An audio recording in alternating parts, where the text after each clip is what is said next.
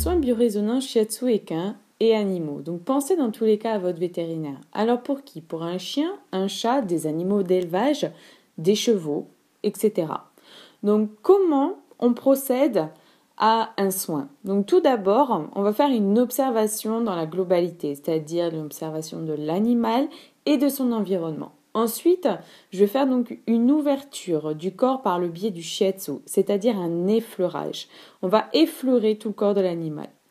Alors, comment je déroule une séance? Donc, après avoir fait cet effleurage-là, je positionne donc la couverture biorésonance sur le dos du cheval. C'est par le biais de cette couverture que je vais réaliser un bilan énergétique, un test de présence de la maladie s'il y a une harmonisation par le biais des fréquences harmonieuses de l'appareil Rayonex que vous pouvez voir là. Et durant l'harmonisation, donc je vais stimuler des méridiens et des points d'acupuncture précis. Puis pour finir, je vais faire un brossage énergétique. Alors, un bilan énergétique, c'est quoi? On va tester donc la vitalité dans la généralité, les influences électromagnétiques, les carences, etc. Puis on va tester la physiologie, le sang, la lymphe, les cellules, le système immunitaire, voir comment tout cela va, le système cardiovasculaire, le système gastro-intestinal, le cœur, le foie, les reins, etc. Puis on va faire un test des pathologies. La pathologie présente en fonction du problème physiologique en général. Donc s'il y a un problème par exemple sur les voies respiratoires, donc je vais tester la toux, la bronchite, l'emphysème, l'asthme, etc. Donc comment fonctionne la biorésonance en bref? Donc il y a des fréquences de 0 à 100. Et donc, suite à une multitude de tests réalisés en Allemagne, tous les 0,25, il y a une valeur. Ces valeurs représentent un élément du corps, comme la cellule, le derme, le tissu adipeux. Toutes ces valeurs ont été répertoriées en groupe pour travailler sur un élément dans son ensemble, par exemple comme la peau. Donc, une séance à distance par le biais de la biorésonance. Donc, au lieu de connecter donc, l'appareil à la couverture qui est connectée à l'animal, on va connecter l'appareil au gobelet que vous pouvez voir. Et donc, on va mettre du crin dans ce gobelet-là. Et après, on va faire la même chose. On va faire un bilan énergétique, puis une harmonisation. Alors, quand je vous parlais de stimulation des méridiens et certains points d'acupuncture, c'est quoi?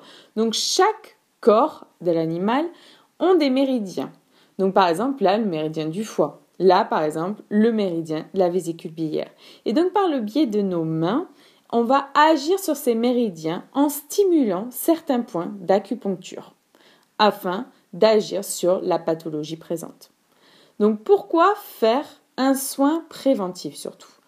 En médecine chinoise, en fait, il est recommandé de faire 4 fois par an un soin au moment des changements de saison. Pourquoi, en fait? Parce que un méridien a une montée de plénitude, c'est-à-dire que par exemple pour le méridien du rein, le 21,06, son énergie est au plus bas, c'est-à-dire que c'est là où le méridien a le plus besoin d'énergie pour faire son travail, car chaque méridien a un travail. Et donc du coup je vais vous développer. Donc par exemple le foie, lui il a le plus besoin d'énergie en automne, et son travail c'est gérer les ligaments, les tendons, les muscles. Le cœur, lui, son énergie au plus bas est en hiver et il gère le sang, la circulation, les vaisseaux, etc. La rate, lui, c'est en intersaison. Donc, lui, il gère la chair, le système lymphatique, la digestion.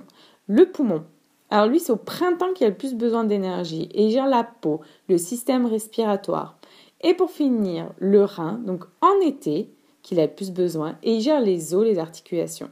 Donc il faut stimuler le système immunitaire, faire des bilans énergétiques, traiter les parasites, limiter le stress, les émotions trop fortes, prévenir les carences. Tout ça pour que votre animal soit beaucoup mieux et éviter le curatif. Donc le préventif pour éviter d'agir en curatif. Car le curatif, c'est quoi? C'est en fait on restaure. Donc la maladie est déjà là, elle est déjà installée. Donc l'animal est forcément affaibli. Donc c'est souvent plus long, plus fatigant, plus stressant et plus coûteux. Et en fait, pourquoi? Parce qu'il va falloir agir sur la vitalité. Il va falloir agir sur les carences. Il va falloir détoxifier l'animal, le déparasiter, car en général, tout ça est présent. Puis, il va falloir stimuler la physiologie des organes touchés, puis diminuer l'influence de la pathologie. Alors oui, soutenez, maintenez, aidez votre animal, faites-lui des soins réguliers, donc pour qu'il soit bien tout au long de sa vie et en bonne santé.